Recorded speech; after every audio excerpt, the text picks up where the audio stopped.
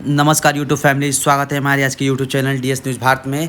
चलिए दोस्तों, नज़र डालते हैं देश भर की तमाम बड़ी खबरों पे। और आज तारीख है 11 जुलाई। चलिए आगे बढ़ते हैं खबरों में। देखिए आप आज के कुछ और बड़े इवेंट। राहुल गांधी आज 11 जुलाई को बिहार आएंगे।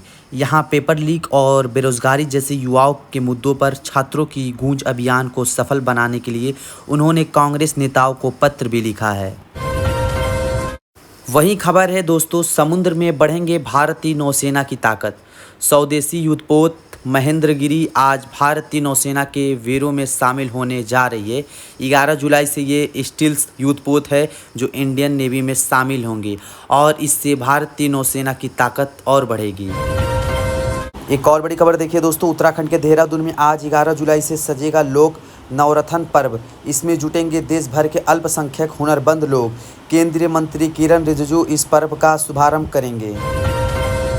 वहीं उत्तर प्रदेश में सरकारी और निजी आईटीआई में प्रवेश की प्रक्रिया भी आज से शुरू होने जा रही है। 11 जुलाई से आवेदन कर सकेंगे जो भी युवा आईटीआई वगैरह में एडमिशन लेना चाहते हैं। और यूपी में आज 11 जुलाई को खत्म हो जाएगा जिला पंचायत अधीक्षक का कार्यालय भी, तो बनेंगे प्रशासक या फिर लागू होगी नई व्यवस्था। वैसे यूपी में पहली बार जिला पंचायत अधीक्षक प्रशासक बने हैं। योगी सरकार ने कहा कि ये बड़े फैसले नहीं ले पाएंगे। प्रधानों की नियुक्ति इलाहाबाद हाईकोर्ट में पेंडिंग है अभी।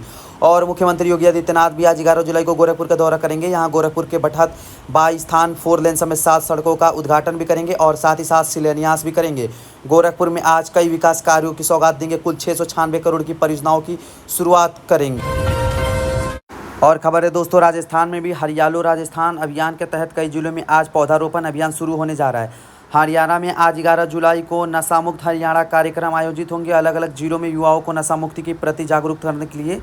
वहीं आज 11 जुलाई से बिहार के नवादा में 170 गांव में शुरू होगा पीएम अजय योजना का सर्वे। विकास की नई रूपरेखा भी बनेगी। और बिहार पुलिस परीक्षा अभ्यर्थियों के लिए भी रेलवे ने बड़ा ऐलान किया। आज और कल 11-12 जुलाई को 12 स्पेशल ट्रेन भी चलाई जाएंगी अलग अलग जिलों में। और मौसम विभाग की बड़ी चेतावनी दोस्तों, आज 11 जुलाई को अगले 19 घंटों के अंदर देश के 20 राज्यों में भारी बारिश आंधी तूफान का अलर्ट रहेगा। 80 किलोमीटर प्रति घंटा की रफ्तार से तेज हवाएं भी चलेंगी। तो आगे मैं आपको बताऊंगा और भी पूरे मौसम समाचार विस्तार से। फिलहाल आगे बढ़ते हैं खबरों में दोस्तों। देखिए अगली खबर, प्रधानमंत्री नरेंद्र मोदी ऑस्ट्रेलिया के बाद न्यूजीलैंड पहुंचे और यहां भारत न्यूजीलैंड दोनों देशों के बीच एफटीए यानी फ्री ट्रेड एग्रीमेंट डील को फाइनल करेंगे। पीएम ऑकलैंड में तकरीबन 40,000 भारतीयों को भी संबोधित करेंगे। अभी प्रधानमंत्री नरेंद्र मोदी अपने 6 दिवसीय विदेश दौरे पर हैं और अंतिम चरण में न्यूजीलैंड पहुंच गए हैं। 40 साल बाद किसी भारतीय पीएम की ये न्यूजीलैंड यात्रा है। इससे पहले 1986 में राजीव गांधी गए थे। उसके बाद अभी ये पीएम प्रधानमंत्री नरेंद्र मोदी गए हैं। तो दोनों देशों के बीच द्विपक्षीय बातचीत भी शुरू हो चुकी है। इसमें पहले प्रधानमंत्री मोदी जो ऑस्ट्रेलिया में थे, यहाँ भी उन्होंने बड़ी घोषणा की है। भारत में होगी बिग बेस लीग। भारत को और ऑस्ट्रेलिया दोनों देशों के बीच खेल सहयोग को लेकर भी रोड मैप जारी हुआ। दोनों देशों के बीच क्रिकेट का बढ़ावा दिया जाएगा। बीपीएल से और न्यूजीलैंड में यूपीआई का भी स्वागत हुआ। भारतीय डिजिटल भुगतान प्रणाली के ट्रेड मिनिस्टर टॉड मैकलेलन ने के सहारा भी की।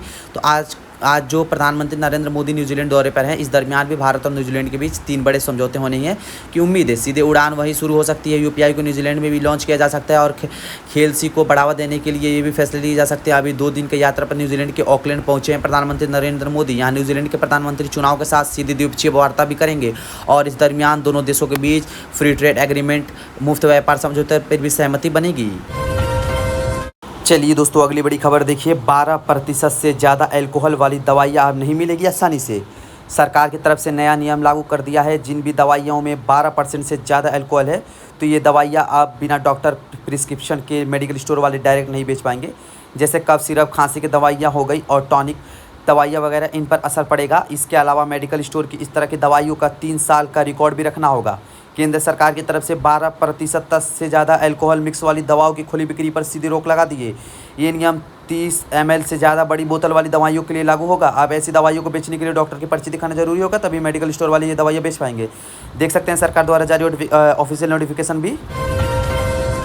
चलिए दोस्तों अगली बड़ी खबर देखिए, डीजल की छुट्टी होने वाली है। अब सिर्फ 20 रुपये प्रति लीटर वाले फ्यूल से चलेंगे बस और ट्रक। इस तरह के कॉमर्शियल वाहनों केंद्रीय परिवहन मंत्री नितिन गडकरी की तरफ से इसका पूरा प्लान भी बताया गया। दरअसल भारत में पेट्रोल और डीजल पर निर्भरता कम करने के लिए सरकार लगातार वैकल्पिक ईंधन को बढ़ावा दे रही है और इस बीच अब एक फैसला ऐसा फ्यूल सामने आया है जो डीजल से कई गुना सस्ता है और इसमें प्रदूषण भी कम फैलता है। खुद केंद्रीय सड़क परिवहन मंत्री राजमार्ग मंत्री नितिन गडकरी के मुताबिक में ये फ्यूल का नाम है मेथनॉल और भविष्य में ये फ्यूल ट्रक, बस, ट्रैक्टर, जहाज और भारी मशीनों के लिए एक बड़ा विकल्प बन सकता है। और सरकार का कहना है कि इस फ्यूल की सबसे बड़ी खास बात तो ये है कि इसकी कीमत केवल 20 रुपये से 22 रुपये प्रति लीटर तक आएगी, जबकि डीजल की कीमत अभी कई राज्यों में 100 रुपये प्रति लीटर से भी ज़्यादा चल रही है। हाल ही में इंडियन एक्सप्रेस को दिए एक इंटरव्यू में नितिन गडकरी ने खुद इसका प्लान बताया और वो बोले कि इसका ट्रायल पहले ही सफल हो चुका है।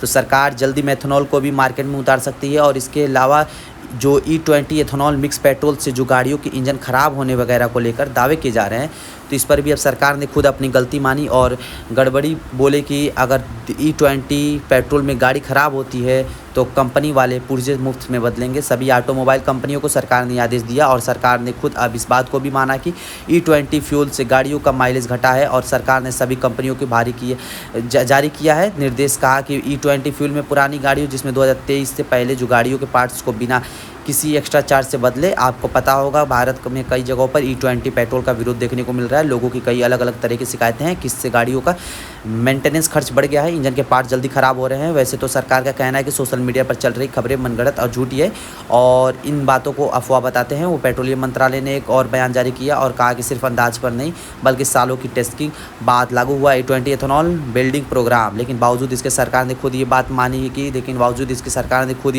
कि E20 इंजन की वजह से कुछ वाहनों में माइलेज में 3 से 5% तक की कमी आ सकती है, यानी गाड़ियों का माइलेज एवरेज कम हो रहा है। खुद केंद्रीय सड़क परिवहन राजमार्ग मंत्री नितिन गडकरी ने अब इस बात को स्वीकार किया और भी E20 पेट्रोल से गाड़ियों में कई तरह की शिकायतें देखने को मिली है। तो अभी सरकार ने कहा कि अगर गाड़ियों में इस तरह के इंजन में पूरे पुर्जे खराब होते हैं तो कंपनियां फ्री में बदल कर देगी ऐसा।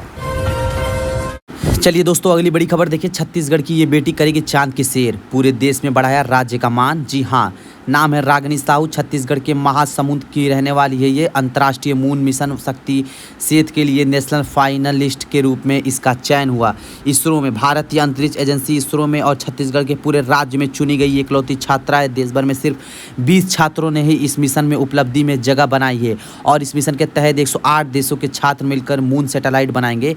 ये इसरो का नया प्रोग्राम है।